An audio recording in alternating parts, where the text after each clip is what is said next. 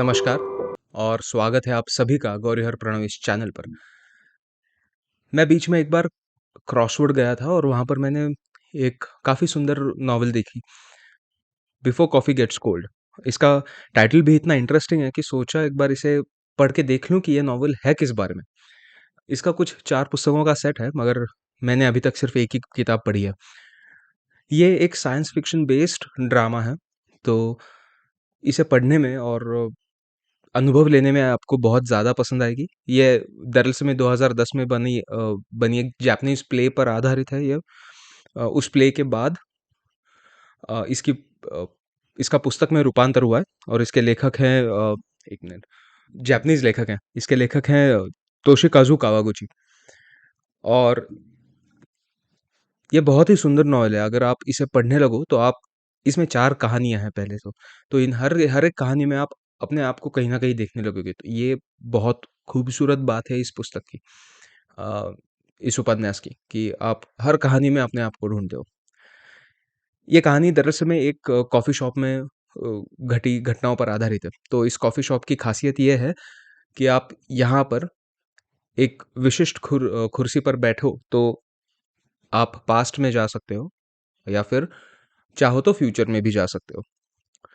लेकिन इसमें बहुत सारे नियमों की श्रृंखला है, सिर्फ़ एक नियम नहीं है, अनेक नियम है कि आप अगर पास्ट में या फिर फ्यूचर में जाओ तो उस कुर्सी से उठ नहीं सकते, अगर आप उठ जाओ तो फिर आपको वापस लाया जाएगा प्रेज़ेंट में।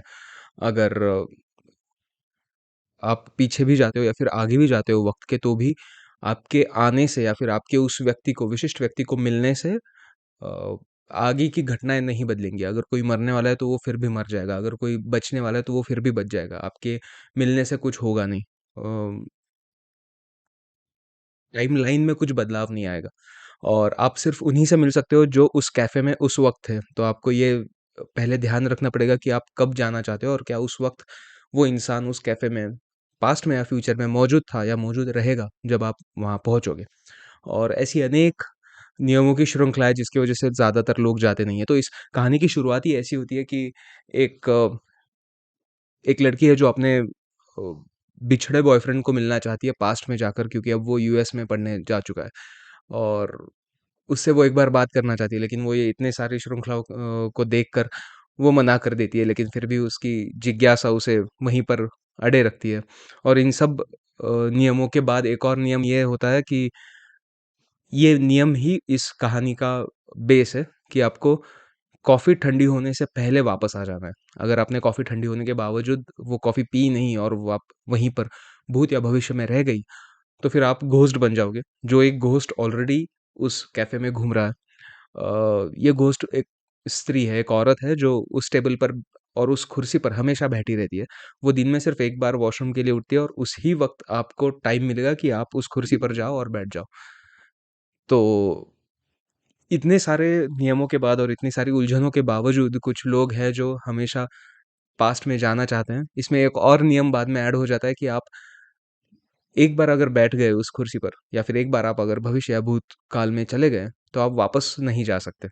आप सिर्फ़ एक एक व्यक्ति सिर्फ़ एक ही बार जा सकता है। तो ऐसी अड़चनों के बीच में ये 4 कहानियाँ हमारे लिए लेखक ने लिखी है, प्रस्तुत की है।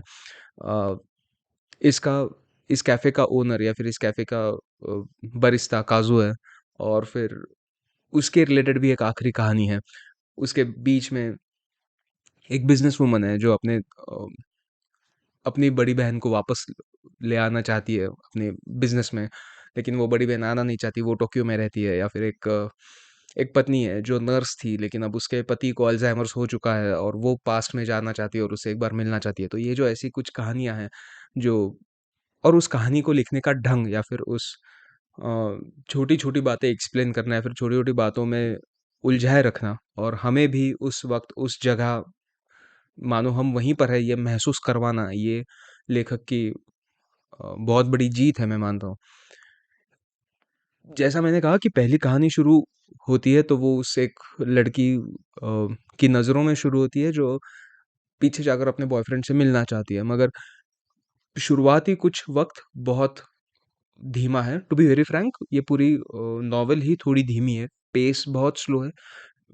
शायद उस डिटेलिंग की वज़ह से होगा और शायद उस वज़ह से कि लेखक चाहता है कि हमें बतौर रीडर वही सवाल आएँ जिसके जवाब वो आगे देना चाहता है। तो इन सब की वजह से जो एक वक़्त लगता है वो कहानी प्रस्तुत होने में, वो प्रेज़ेंट करने में, उस वजह से थोड़ी पेस स्लो हो जाती है, मगर पेस स्लो होने के बावजूद भी कोई अ, यू विल नॉट रिग्रेट, आपको कोई किसी भी बात का बुरा नहीं लगेगा कि आपने यार ये बहुत टाइम ले रही है, मैं पढूँ कि ना पढूँ या मैं रख देता हूँ, ऐसा होगा नहीं। आपको आपको सारे जवाब पता भी होते हैं, लेकिन आपको जवाब चाहिए भी होते हैं, तो आप सुनना चाहते हो, वो पढ़ना चाहते हो वो जवाब कि जो आपने सोचे हैं, तो आप हमेशा आगे-आगे पढ़ते रहते हो।